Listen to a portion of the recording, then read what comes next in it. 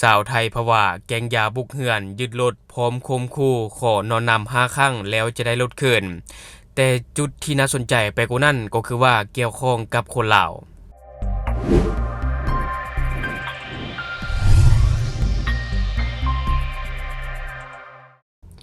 สบายดีท่านผู้ชมยินดีต้อนรับเข้าสู่รายการ Talk the New และหัวข้อที่ข้าพเจ้าอยากจะนำเสนอในมื้อนี้ก็ถือว่าเป็นข่าวที่น่าตกใจและเฮ็ดให้เกิดความภาวะอย่างหนักในสังคมเรื่องราวของสาวคนหนึ่งที่ว่าอยู่จังหวัดอุดรธานีถูกกลุ่มสายสกัดบุกเข้าเฮือนได้ชักปืนข่มขู่เพื่อทวงหนี้ค่ายาเสพติดของน้องชายจำนวน 9,000 บาทแต่สิ่งที่น่าย้านกว่ายิ่งกว่านั้นก็คือว่าแก๊งทวงหนี้ได้ยึดรถจักรของผู้เป็นเอื้อยไปและยังได้ยื่นข้อเสนอแลกเปลี่ยนสุดซอกว่ายอมไปนอนนำ5 ครั้งแล้วจะได้ลดคืนแต่สิ่งที่น่าสนใจไปกว่านั้นก็คือว่าข่าวนี้เกี่ยวข้องกับคนลาวท่านผู้ชม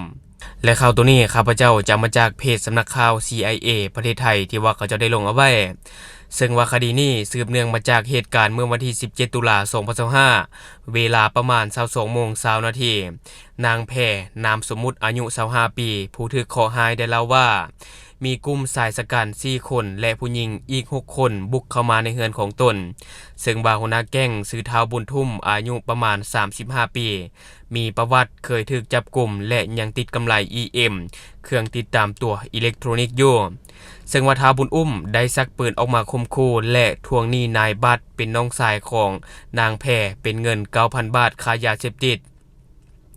เมื่อน้องสายบ่อยู่เฮือนแก๊งดังกล่าวจึงได้ยึดรถจักรยามาฮ่า R15 สีเทาดำของนางแพรที่บ่มีส่วนเกี่ยวข้องกับหนี้สินไป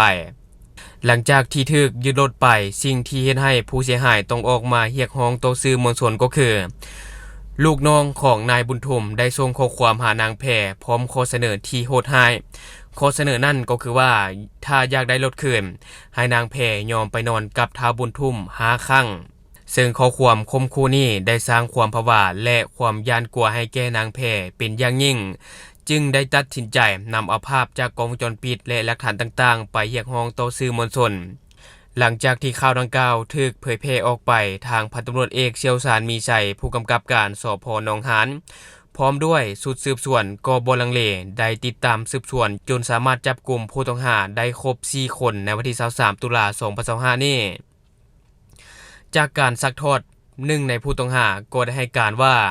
พวกเขาได้รับการติดต่อจากพ่อค้าคนลาวที่เป็นพ่อค้ายาเสพติดให้มาทวงเงินค่ายาจากผู้ค้างชำระ2 รายหลังจากนั้นเจ้าหน้าที่ก็ได้กวดยึดรถจักรที่ถูกปล้นไปคืนมาได้2 คันและควบคุมตัวผู้ต้องหาส่งให้กับพนักงานสอบสวนเพื่อดำเนินคดีตามกฎหมายอย่างเข้มงวดซึ่งนี่เป็นการยืนยันว่าการขายยาเสพติดบ่เพียงแต่เป็นปัญหาอาชญากรรมข้ามชาติแต่ยังเป็นการข่มขู่สิทธิ์และสร้างความหวาดผวาให้แก่ประชาชนผู้บริสุทธิ์นำอีกและพวกเราจะติดตามการดำเนินการคดีนี้ต่อไปถ้าว่ามีอย่างคืบหน้าข้าพเจ้าจะเก็บมาฝากท่านผู้ชมอีกหลังจากที่ข้าพเจ้าได้นำเสนอข่าวอยู่ที่ฝั่งไทยไปแล้วบัดนี้ข้าพเจ้าจะพาท่านผู้ชมมาติดตามข่าวลาวซึ่งว่าเป็นข่าวที่เกี่ยวข้องกับยาเสพติดและข่าวตัวนี้ข้าพเจ้าก็จะมาจากเพจโทรโข่งที่ว่าเขาจะได้ลงเอาไว้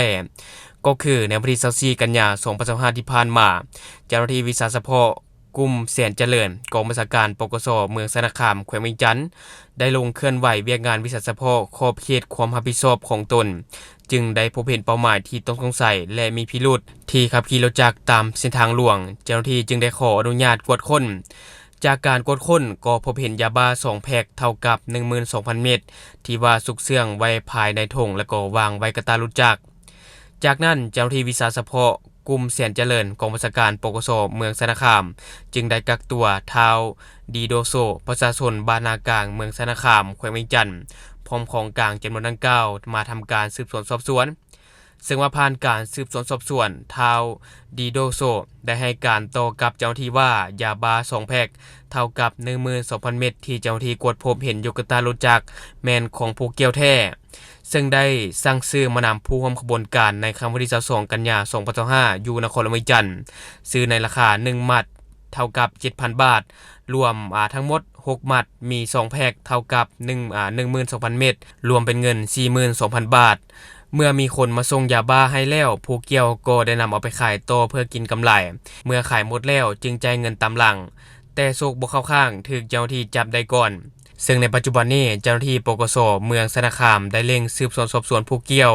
เพื่อขยายผลหากลุ่มแก๊งเครือข่ายผู้ร่วมขบวนการมาลงโทษตามระเบียบกฎหมายอย่างเข้มงวดพร้อมทั้งสรุปสั่งรวมข้อมูลหลักฐานยาบ้าจำนวน 12,000 เม็ดและทาวดีโดโซมอบให้กับแผนกสกัดกั้นและต้านยาเสพติดปกสแขวงเวียงจันทน์ดำเนินคดีต่อไปอันนี้ก็ถือว่าเป็นข่าวดีที่ว่าเจ้าหน้าที่ของลาวสามารถสกัดยาเสพติดเอาไว้ได้ซึ่งว่ายาเสพติดนี่ก็ถือว่าระบาดหนักท่านผู้ชมเนาะและถ้าว่ามีอย่างคืบหน้าข้าพเจ้าก็จะเก็บเอามาฝากท่านผู้ชมอีกเช่นเก่าเช่นเคยและทั้งหมดก็คือสิ่งที่ข้าพเจ้าอยากจะนำเสนอในมื้อนี้สำหรับท่านผู้ชมคนใดเบิ่งคลิปของเราแล้วยังบ่ได้กดติดตามช่องยังบ่ได้กดกระดิ่งแจ้งเตือนก็อย่าลืมไปกดเพื่อเป็นกำลังใจข้าพเจ้าได้ผลิตคลิปดีๆแบบนี้ออกมาเรื่อยๆหรือสำหรับท่านผู้ชมคนใดอยากตามนิติเตียนก็สามารถฝากไว้ได้ไปแต่คอมเมนต์ของเราแล้วเราจะเข้าไปอ่านและก็ตอบแลกเปลี่ยนประสบการณ์นํกันอย่าลืมสนับสนุนกันโดยการกดติดตามช่องขอขอบใจ